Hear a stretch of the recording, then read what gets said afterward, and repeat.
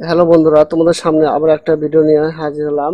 খুবই গুরুত্বপূর্ণ interesting video, সেটা হচ্ছে শর্ট অর্থাৎ অ্যাসেন্ডিং এবং ডেসেন্ডিং। এটাকে বলা হয় অ্যাসেন্ডিং এবং ডেসেন্ডিং।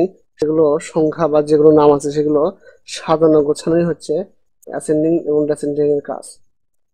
অর্থাৎ উপর থেকে নিচ এবং নিচ থেকে উপরে ক্রমানুসারে এবং সাজানোই হচ্ছে অ্যাসেন্ডিং এবং ডেসেন্ডিং এর কাজ। তাহলে কিভাবে আমরা সাজাবো?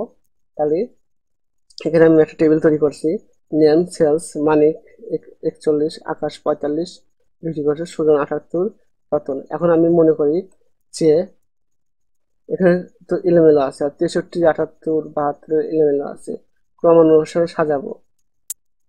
41, 45 ক্রমানো উপর থেকে নিচ আর নিচ থেকে উপর। আমি চাই উপর থেকে নিচ পর্যন্ত উপরে বেশি থাকবে, নিচে থাকবে হচ্ছে কম। তাহলে সেটা কিভাবে করব? শর্টে যাব, শর্টে ক্লিক দেবো। দেওয়ার পরে এখানে আমাদের লেখা আছে সেলস। সেলসে ক্লিক দিব ড্রপ ডাউনে, আবার থিম এখানে সেলসে ক্লিক দিব। এখান থেকে আবার আমার সেলসে ক্লিক দিব। দেওয়ার পর আমাদের এখানে ডেসেন্ডিং আছে, যেমন শুধু ওকে করে দিব। ওকে। তাহলে বন্ধু তোমরা বুঝতে পেরেছো, দেখো 78, 72, 73, 63, 41, 13 আমাদের অটো আমাদের হয়ে গেছে। অর্থাৎ হচ্ছে উপর থেকে নিচ পর্যন্ত আমাদের হয়ে গেছে। এখন আমি চাই অ্যাসেন্ডিং আমাদের ক্রমানুসারে অর্থাৎ উপর থেকে নিচ পর্যন্ত করব, মানে আবার ছোট থেকে বড় করব। সেটা কিভাবে?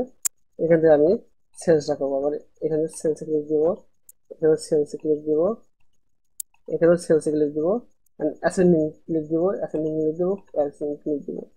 দেখো ওকে। ওকে। তাহলে বন্ধুরা তোমরা বুঝতে পেরেছো, দেখো ছোট থেকে আমাদের বড় কিভাবে সুন্দরভাবে সাজিয়ে দেওয়া হলো। এটা হচ্ছে আমাদের অ্যাসেন্ডিং এবং ডিসেন্ডিং এর কাজ। যদি আমার এই ভিডিওটা ভালো লাগে তাহলে অবশ্যই লাইক, কমেন্ট, অবশ্যই শেয়ার দিবে।